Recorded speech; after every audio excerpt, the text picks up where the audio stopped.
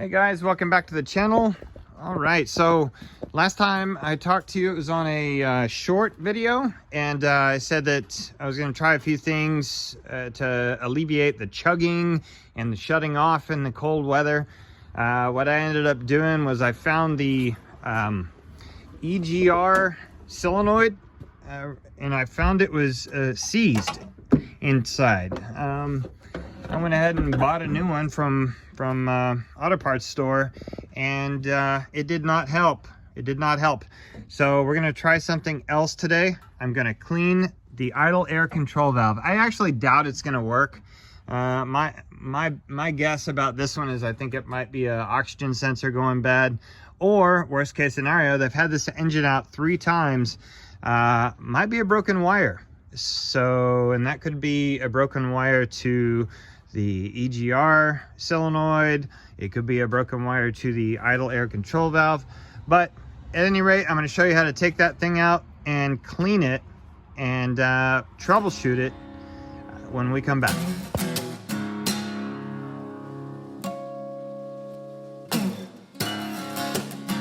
So let me show you how I troubleshot the EGR solenoid. It's right here. I kind of broke it while getting it off because there was a broken bolt left by the people that changed the engine, and then whenever I tried to take the vacuum tubes off, it actually snapped this. But let me show you how to troubleshoot this. Okay, so what I have here is a wire, a couple of wires that I got off of an old oxygen sensor I had. What's cool about this is these little connectors here are able to connect inside your valve, right?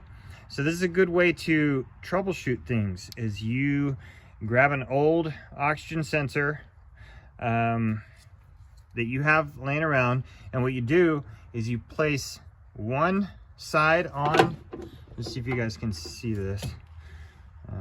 You place one side on the positive terminal and one side on the negative terminal, and you check to see if it's actuating inside, and it does not actuate.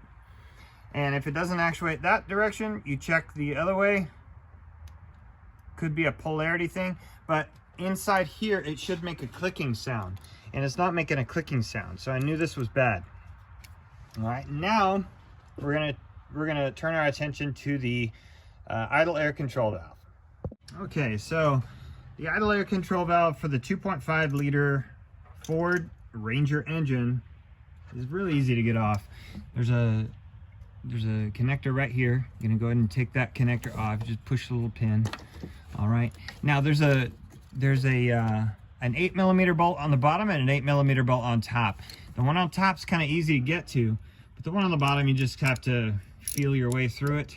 So get your wrench set up. Now you don't want to drop this. You don't want to drop this in the engine, so make sure you have a good hold on these. All right, the bottom one's probably a little bit harder to get in later on, but we will see. It's actually hard for me to get my hand on it right now.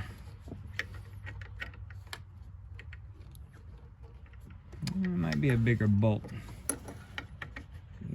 Actually, I'm going at it the backwards way. I tried to put it on. Okay. There we go. Got a bite on it now, I believe. All right, got a bite on it. I'm going to break it loose, hopefully. Get it on there real good. And if it's been on there a while, it's gonna be hard to get off. And this one is hard to get off.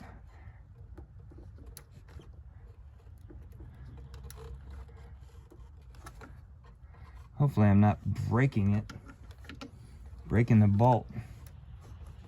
This sometimes happens in old parts.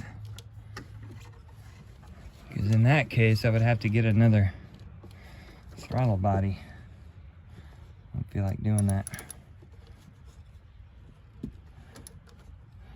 I'm working the bolt back and forth.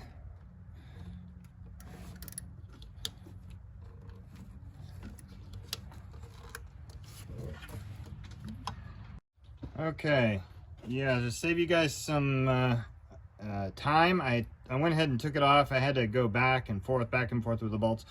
But I don't know if you could see inside this thing, but it's making noise, but it's not moving. So the problem is it's actuating inside, but it does not work. So what I'm going to do is I'm going to try to put a little bit of deep creep or some sort of WD-40 inside to see if I can free the plunger up. I can feel it moving, but it's disconnected from the actual plunger. Okay, I have sprayed a WD-40 type mixture inside, and I can see it wants to move, but it does not move.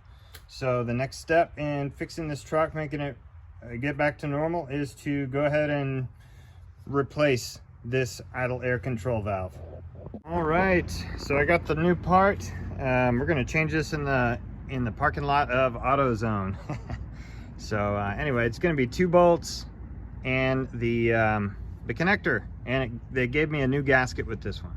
Again, it's going to be 8mm for the top bolt and 8mm for the bottom bolt, and a single connector. So we're going to go ahead and take the connector off first. Really easy. A lot of these idle air control valves, they have a bunch of coolant lines connected to them and everything else. This one's really straightforward. It's really easy. So let me take the 2 bolts off. Okay, we got the old one out. 2 bolts. It was way easier this time because I had put some oil on the bolt before I put it back in. All right, I dropped this, but I have a new gasket, and I will go ahead and place that on the unit, and then I will place it back in the vehicle. Okay, getting the bottom one tight. What I did is I put the top one in. And hung the gasket and the part, and then what I did is I connected the other one. Well, I put the bolt in and threaded it down by hand. Right now I'm going to tighten the top bolt. Okay, last step is going to be connecting this cable. I should have actually checked to see if it matched up. All right, so this should work. I'll show you the yay or nay in the morning. All right, so those things didn't fix it. The idle control, the purge control solenoid. So what we're gonna do now is I went to a junkyard and I got another mass airflow sensor, and I got some vacuum hose piping. We're gonna change it. We're gonna change this first and see if this fixes my issue. All right, we're gonna take it on the ride home next. So again, first thing we're gonna do is we're gonna take that off the connector. All right, take that off. We're gonna take this loose, and we're gonna actually, once we take this loose, we're gonna pull the whole thing off, because I'm gonna undo this clip and I'm gonna undo this clip, and it's gonna be able to take the whole thing off. I'm gonna take these 4 bolts out, and it's gonna be really quick. We're gonna swap it over.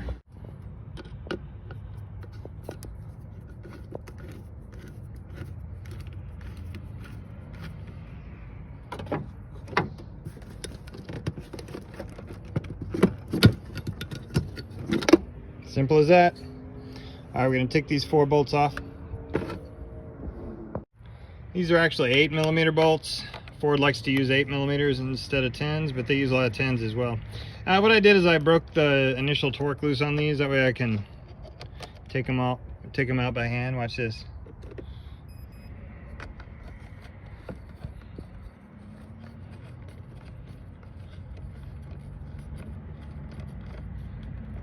Now I pre-cleaned the one I got from the junkyard, so I used a mass airflow sensor cleaner on it, just like I did this one. We're doing this mainly for troubleshooting, but that's what's great about a salvage yard. It's really cheap troubleshooting. Otherwise, you're going to end up spending over $100 on one of these sensors. So if you have no idea what the problem is and you don't have a way to troubleshoot it, like me, I don't know how to read a lot of the data coming off my my engine computer, I will swap parts, and a lot of people don't like to do that. I don't like to do it if I don't have to, but I did it this time because I'm at my wit's end. I'm at a loss. So here we go. Once those 4 are popped off, it comes right off. Okay, so flat side goes here. Just match up the shadow. Check it out. We're gonna match up the shadow. So there you go. See, matching the shadow. Flat side with a flat side. Okay, and I'm gonna put this on off camera because it's trying to fall. So I got it mounted, but right now I'm torquing it. You don't need to really tighten it a whole lot. Just tighten it until it's snug, and then give it just a little bit more. I'm not really, because I can break it if I'm not careful. All right, it goes in as reverse as you took it out. So basically, get this in, click it down and clicked.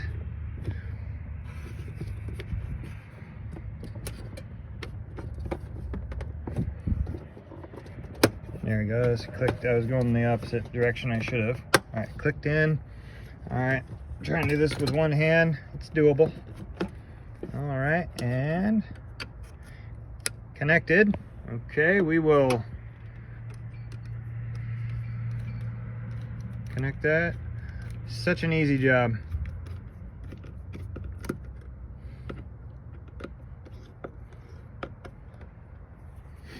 All right, we're gonna test it on the way home, see if it works. Okay, and anytime you change out something important for engine management on your Ford, you're gonna wanna zero out the computer before you do that. So basically what you do is you take both posts loose, okay, take one off, take the other off, and connect them both together. Don't hit the other post, but connect them both together and touch them together. Hold them like that for like 15 seconds.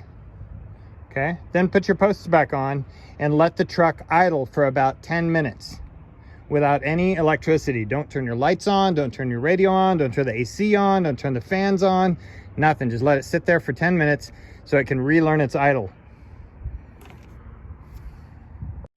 Okay guys, I'm turning it into the shop, so we're gonna see what they think.